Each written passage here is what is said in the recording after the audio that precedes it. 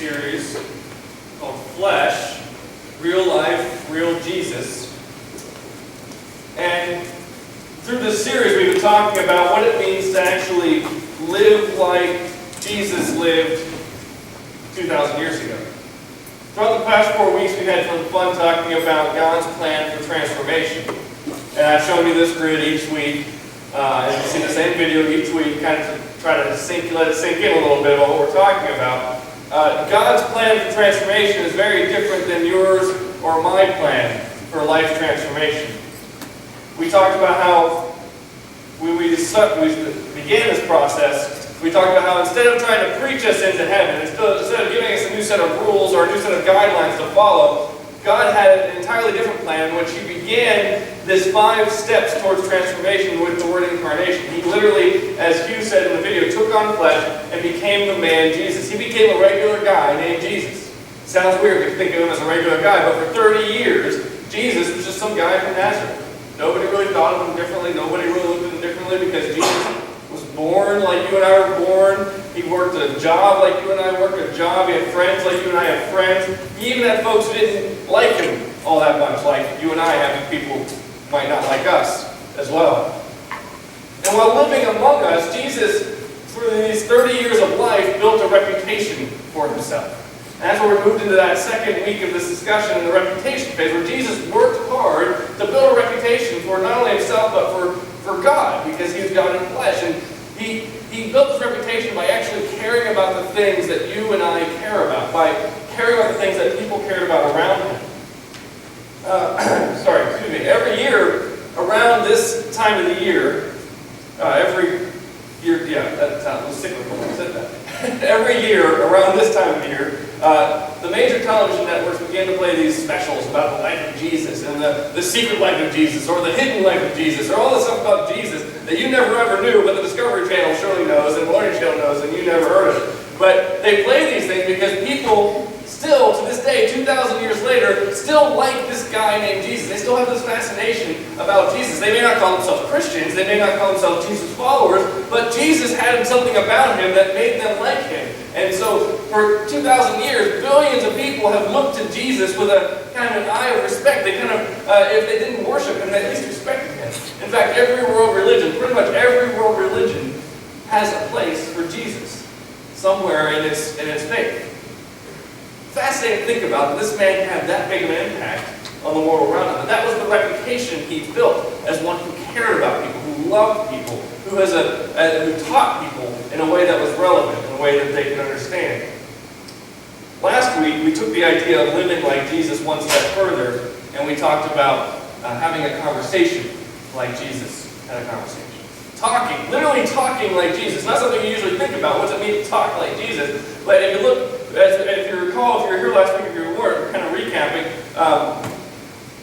Jesus was pretty honest about the nature of sin. But yet, he didn't confront sin without loving somebody through conversation first. He embraced them through loving and gracious words and words of acceptance, words of respect, words of mercy. And in the midst of that embrace, with kindness, gracious words, he confronted sin. Very different from the way in which we tend to do things. This morning we're wrapping up this entire series by looking at seeing where this whole idea of the incarnational life, this whole idea of living like Jesus, ultimately goes. Where do we go from here? Where does this thing lead? If you've noticed, throughout the past 4 weeks, this entire series has been about living like Jesus for the sake of others. We've talked about how we can transform the world, how Jesus transformed the world by loving others. We talked about how we can influence our neighbors, our friends, and our family by caring about the things they care about. We talked about embracing actual people with kind words and compassionate words of love and grace. And all of this talk has seemingly been about transforming the lives of other people. It's all been focused about influencing others. Well, this morning, I'm going to reveal a little secret. This morning, I'm going to let you peek behind the curtain in a sort of way. everything we do, both here at the Hills Church and everything we do as Christians, is about loving others, is about helping others experience the grace of God and experiencing the loving nature of God themselves. The ones who truly transform when we discipline ourselves to actually live like Jesus lived is us. The ones who actually experience a full life transformation when we discipline ourselves to bring Jesus out through us, when we live like Jesus lived, when we build a reputation that Jesus built, when we speak like Jesus spoke, the ones who truly transform completely, who experience a dramatic life change, is us. Aaron and I are fortunate that we live near both sets of Charlotte's grandparents. You know my parents, they come here with us, and some of you know Aaron's parents. You've met them either at Charlotte's birthday party or you've just known them in the past. But we're fortunate to live near both grandparents for a number of reasons, but one of the great reasons that it's nice to live near grandparents is because we don't have to pay for babysitting a whole lot. It's really nice on the checkbook. It's like a perk of living in your own hometown. And Charlotte loves her grandparents, both sets, loves them deeply, and spends time with both sets each week, a number of times each week. It's a beautiful, wonderful thing. Well, a few weeks ago, I was driving up to Aaron's parents' house to pick up Charlotte. She had spent the day with her grandfather. I was at work, and he was babysitting her that day. And so I was heading up there to pick her up, and I noticed something about how Charlotte was sitting when I walked into the room. In fact, I got a picture of it if you have that picture. This is Charlotte sitting next to her grandfather. Notice how she's sitting there watching television with her grandfather. Charlotte is literally mimicking her grandfather's sitting posture. I mean, this was not queued up. This was exactly how she was sitting, enjoying her day. Like children who adore their parents or adore their grandparents and love them so much that they tend to mimic them at a young age, we mimic God early on in our relationship with Him. Early on in our relationship, we love God so much. We experience so much blessing and so much grace being showered upon us by the nature of God's love that we love Him so much that we start to mimic Him. We strive to be like Him. We try to be loving. We try to be gracious like He is.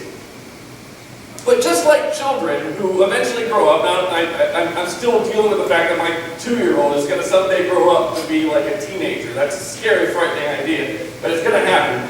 Just like children eventually grow up and realize that being like their parents isn't all that they thought it was going to be cut out to be. Because sometimes their parents do things like work, and actually have to be disciplined and actually have to maintain a schedule, and it's not just all fun and games and toys like my daughter thinks it is right now. Eventually, children have to decide, do I want to be more like continue on a track to being like my parents or my grandparents, or do I want to kind of go on my own path, do my own thing? And that's where you see a lot of teenagers decide to be a little rebellious for some time, or maybe 20-somethings kind of going their own way, so I'm going to make life on my own path, my own terms. Just like children kind of go through that process, Christians have to go through that process too. Because early on in our relationship with God, we think it's all rainbows and gumdrops. Everything's wonderful. Everything's all about God blessing me. He's showering all His grace and mercy upon me. He's blessing me with great things in my life. And if I follow Jesus, we tend to think this way. And some preachers actually preach this way. We tend to think that if I follow Jesus, the closer I get to Christ's likeness, the more God's going to love me, the more great things He's going to give me. And the more stuff, the better my life is going to be. But eventually we come to terms with it. If our faith matures as it should, eventually we come to terms with the fact that our faith in Christ, our faith in God, has just as much to do with what we put into it as it does what we get out of it. When we come to the realization that our faith in God demands sacrifice, it demands selflessness, it demands us being loving towards others, but it demands struggle, it demands discipline, we eventually have to decide, do we want to continue down this path of Christ-likeness, or do we want to kind of go our own way, do our own thing? This isn't a struggle that only we have ever had to deal with. This is a struggle that every follower of Jesus has had to deal with sometime in their faith, if they matured as they should in their relationship with God. Much of the story of the Gospels in the New Testament is a story about the disciples working through this actual realization. Throughout the Gospels, the disciples are consistently looking for what they can get out of their relationship with Jesus. They're constantly looking at what's important, what's in it for them. When Jesus called his disciples to follow him, it's amazing. Some of us remember the story of like Peter dropping his fishing nets, just instantly following Jesus. And we think that was so incredible of him to just be so bold to do that. But somewhere deep down inside, if Peter was being honest, he would tell you that he was looking for his own best interests as well. He was looking at least a little bit about what he can get out of this relationship with Jesus. And we see this throughout the gospel. We see this coming up, this underlying motivation coming up, but it's most explicit in Mark chapter 10. And I'm going to read this story with you in Mark chapter 10. It's a short story. Where Mark tells the story like this. It says, "Then James and John, the sons of Zebedee, came over and spoke to Jesus. 'Teacher,' they said, we want you to do us a favor." Sounds nice. Do us a favor. "What is your request?" Jesus asked. They replied, "When you sit on your glorious throne, we want to sit in places of honor next to you, one on your right and the other on your left." But Jesus said to them, "You don't know what you're asking. Are you able to drink from the bitter cup of suffering I'm about to drink? Are you able to be baptized in the baptism of suffering I must be baptized with?" "Oh yes," they replied, "we are able." Then Jesus told them, "You will indeed drink from my bitter cup and be baptized with my baptism of suffering. But I have no right to say who will sit on my right or on my left. God has prepared those places for the ones he has chosen." Then Jesus told them, when the 10 of the disciples heard what James and John had asked, they were indignant. So Jesus called them together and said, "You know that the rulers of this world lord it over their people, and officials flaunt their authority over those under them. But among you it will be different. Whoever wants to be a leader among you must be your servant, and whoever wants to be first among you must be a slave to everyone else. For even the Son of Man came not to be served, but to serve others, and to give his life as a ransom for many." This incident, for those of you who don't know, happened just days prior to Jesus' triumphant entry into Jerusalem. This morning, the church around the world celebrates a holiday known as Palm Sunday. It's the beginning of Holy Week. And so this is the day in which we celebrate Jesus' march into Jerusalem. It's kind of his declaration that he is the true Messiah. He is the one promised by the prophets. He is the one there's been rumors about. He is this promised Messiah. And when he marches into Jerusalem later on in the story, we see that masses of people celebrate his arrival. They're celebrating, crying out, praising God that the promised Messiah has arrived. The masses are celebrating Jesus' arrival because they think that Jesus is about to literally become the king of Israel. He's about to take a physical throne in Israel. He's going to remove the Romans as their occupiers and establish Israel as an independent, sacred, separate nation. It's going to be like a superpower in the world at the time. That's kind of what they have in mind. And their belief is that if Jesus becomes this promised Messiah, their lives are going to get better. Their lives are going to be now free. They're going to be free to be the people of God they were created to be. And they might be more prosperous. There might be better living conditions. And so they have a selfish desire for Jesus to take this physical throne. It's very much so selfishly motivated. They're cheering for Jesus. And here the disciples still kind of wrestling with this same idea. They've spent 3 years with Jesus up to this point.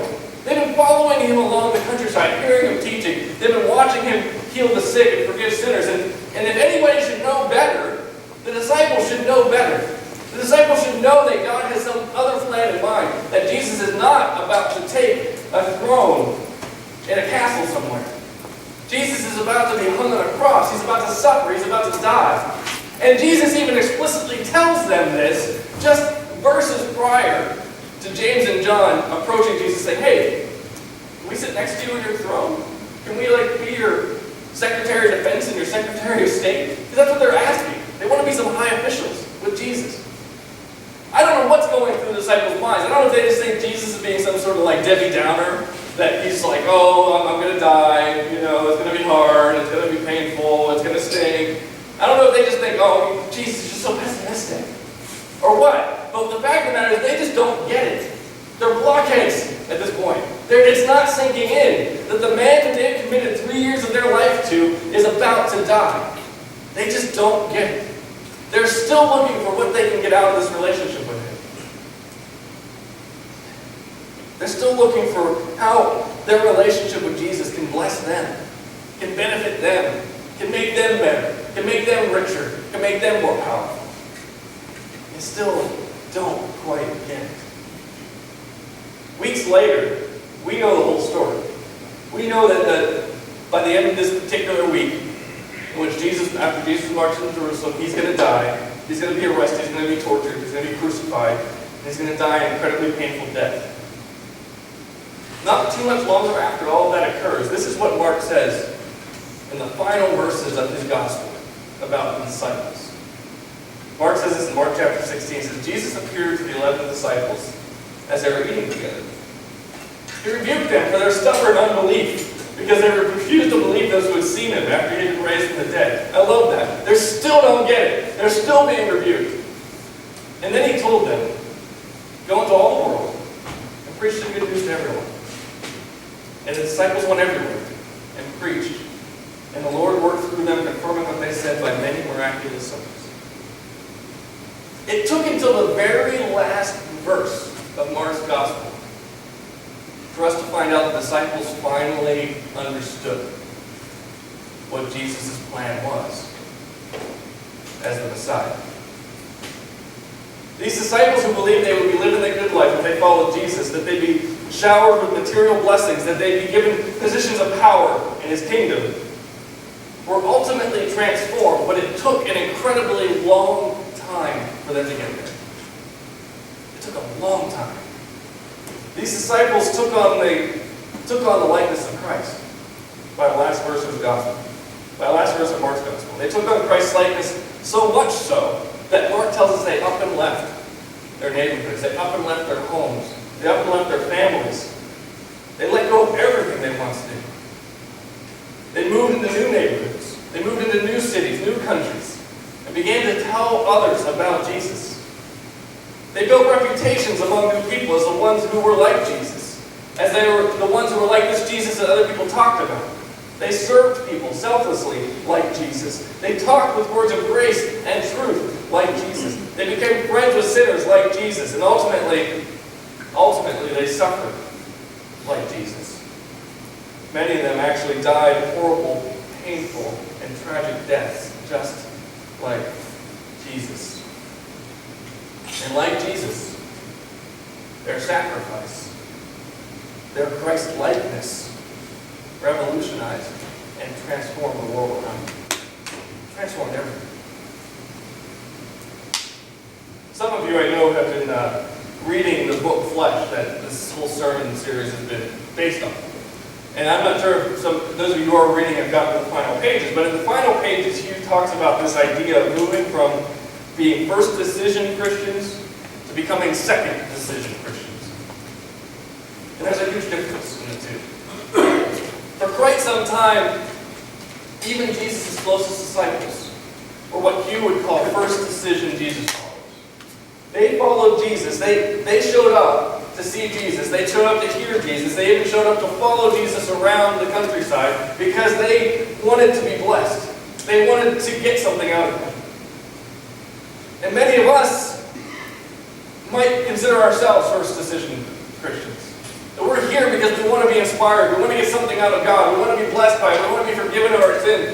We want to be maybe thought of highly by God because we came to church, and so maybe He'll bless us this week. He'll give us a better week than we had last week if we show up and we sing louder and we pray more intently and we focus on the sermon more clearly. That maybe God will reward us for our good deeds and He'll bless us. That's what we call first decision Christians. But like the disciples who eventually became second decision Christians, we also have to become second decision Christians when we realize that what God has done for us, the sacrifice God has made for us, the death God has died for us, is so great and so powerful and so life-changing that we will do whatever we can to live the life Jesus lived, to suffer the suffering Jesus suffered, so that others may know the same God. Second decision Christians decide to live his life. Second decision Christians decide to suffer his death. Second decision Christians choose to carry his cross, so that all may know he is Lord. This is what living transformationally and incarnationally is all about. It's about pouring ourselves out for others, like God poured himself out for us. It's not easy. It's not fair. It's not just in many ways. It's definitely not enjoyable all the time. It is literally the hardest thing anyone can choose to do. It will require years of patience, years of grace. There will be sleepless nights. There is sweat poured and tears shed. There is heartache and there is heartbreak all along the way. But living the life Jesus lived is worth it. Living like Jesus is worth it when we see someone experience the grace and love of God for the first time. Living like Jesus lived is worth it when we hear someone who has heard nothing but words of anger and judgment all of their life be made speechless at words of acceptance, words of grace, words of love. Living like Jesus is worth it when we embrace the lost in the throes of guilt and shame, expecting nothing but judgment, but receive acceptance and grace. Living like Jesus is worth it when we celebrate with the angels and the cloud of witnesses as yet another sinner condemned to death has their name written eternally in the book of life. Picking up our crosses and walking like Jesus, living like Jesus, is the single hardest decision you will ever make. And you will have to make it repeatedly. You'll have to make it daily. But if you make it, if you discipline yourself to being like him, you will be transformed. And others will be transformed around you. And it's worth it. It's worth it. In 2013, a man by the name of Andy David Hazy decided to do something he describes himself as being both utterly pointless as well as utterly life-defining, all at the same time. Andy decided to interrupt his busy life. He's an independent filmmaker, he's a graphic designer, he's a business owner, incredibly busy guy who works his fingers to the bone, decided to interrupt his life for nearly 6 months to hike what is called the Pacific Rim Trail for 2,600 miles. He hiked from the American border with Mexico in Southern California all the way north to the American border with Canada at the trail's apex. Northern apex. It took him 5.5 months to complete the 2,600-mile hike.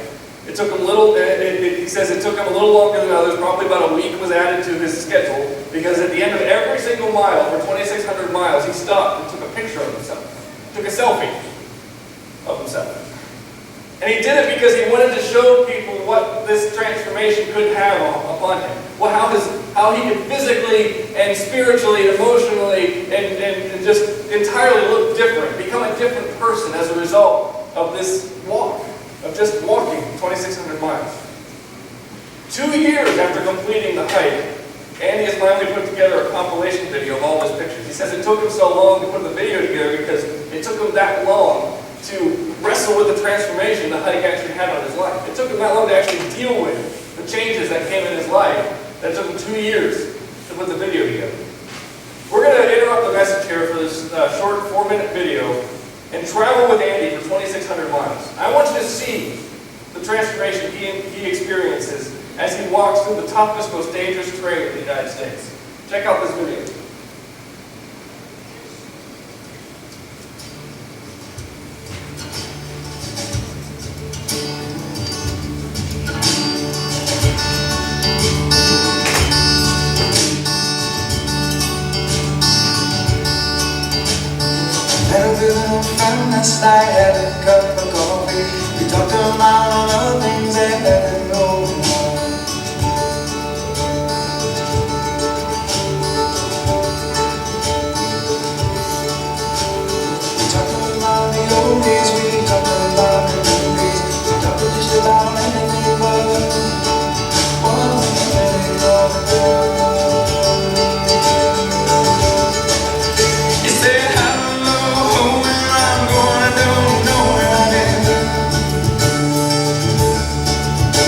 And there's one long road that I travel to see you again. Said I don't know where I'm going, I don't know where I've been. And it seems like I'm in little trouble, leaving my man. Said I've been thinking about all of my drinking, about all the good things that I just let slip away. First it was a good job, and then it was the woman that I loved, then it was my calling all on every other day. Suddenly tears welled up as he did surrender. He cried, I finally lost the only thing I ever really had. He said, I lost myself in the madness. And now I don't know where I'm going, I don't know where I've been. And it's one long road that I travel to see you again. No, I don't know where I'm going, I don't know where I've been. And it seems like I'm in trouble, and I need to talk to you again.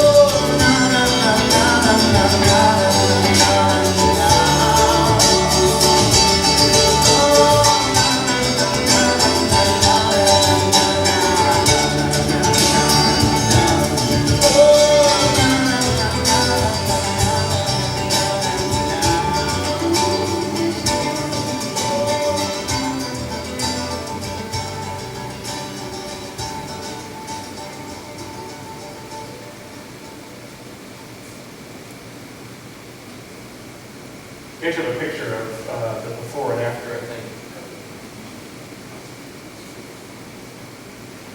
This is the result of a man walking 2,600 miles, spending 5.5 months away from civilization. Walking, he says, estimated about 4.5 million steps. He took 4,900 pictures of himself. A lot of pictures. Or at least 4,900 pictures altogether. 2 shin splint injuries he suffered during the hike. He wore through 5 pairs of shoes. He endured 1 attack by a wolverine, had 5 black bear close encounters, battled more than a dozen rattlesnakes, and countless scorpions, rodents, mosquitoes, and wasps. And this is the change that will have in a man. And he says that he is an entirely new person. He's a transformed life. He now lives on purpose. You can see, we were talking about this picture back before worship started, saying, not only has this man lost some weight, obviously, that's one of the physical changes, but you can see it in his eyes. There's a new person there, a person who lives on purpose. He's got confidence. He's been there, done that. That's the kind of person you look at when you look at the guy on the right versus the guy on the left. This is just after walking 2,600 random miles. Imagine what a life looks like if you take 2,600 selfies of yourself walking in the shoes of Jesus your entire life. Imagine the life change that would create. Imagine the differences it would create in your life. Who would you see in a picture of yourself years from now if you were to take selfies of yourself as you walked in Jesus' shoes, as you lived the life Jesus lived, as you talked like Jesus, as you built the reputation that Jesus built for himself, as you tried to reflect the image of Jesus in all of your interactions, all of your circumstances in your day-to-day life? Who would you see in that final picture? Would you see yourself? Would you see yourself magnified? Or would you see the face of Jesus? Because that's what it's ultimately all about. That's the transformation we experience. Hugh Halter says this. He says, being a disciple is growing from unbelief to belief in every area of our lives. Going from unbelief to belief in every area of our lives. I love that because it shows that we are not all totally conformed to Christ's likeness yet. No matter how long we've been doing this church thing, or following Jesus thing, or being a Christian thing, no matter how long we've been doing it, it's still a process for us. We're still learning to transform into the likeness of Christ in every area of our life. We're all trying to trust God with every part of us on a daily basis. And it's a daily struggle. Some of us here this morning, we trust Jesus. We're dying for our sins. We trust him with that. But some of us here this morning don't really trust him with our money. Some of us here this morning don't really trust him with our relationships. Some of us here this morning don't really quite trust him yet to handle the struggles we deal with on a daily basis. Some of us don't quite trust him that he knows what's in our best interest when he tells us to love our enemies, to live sacrificially, to seek peace, to avoid sin. Some of us are still working, all of us are still working at some level to learn to believe God in every area of our lives.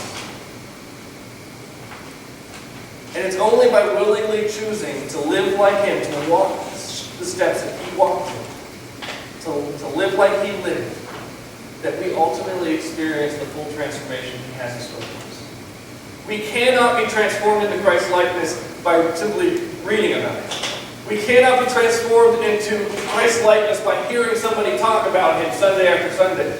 We cannot become like Christ. We cannot learn to be like Jesus simply by watching others do it and being inspired by others doing it. You must practice Christ's likeness in your own life, in every area of your life. You must live, actually live like Jesus lived.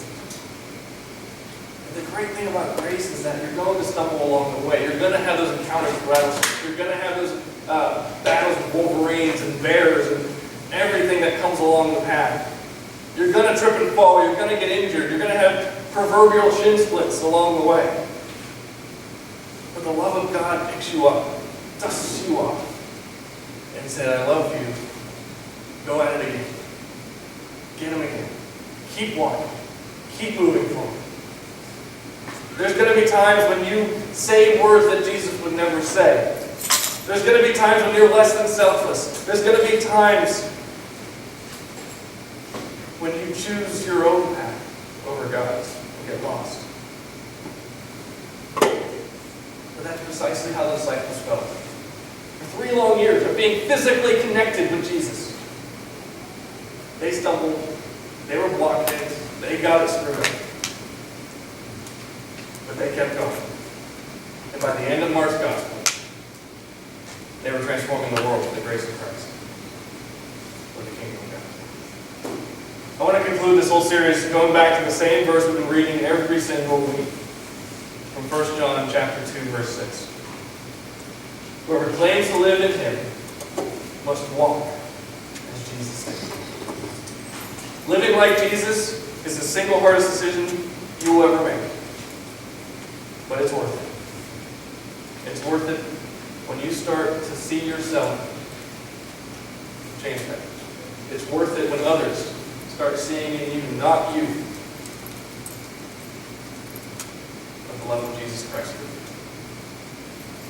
Let's close with a word of prayer.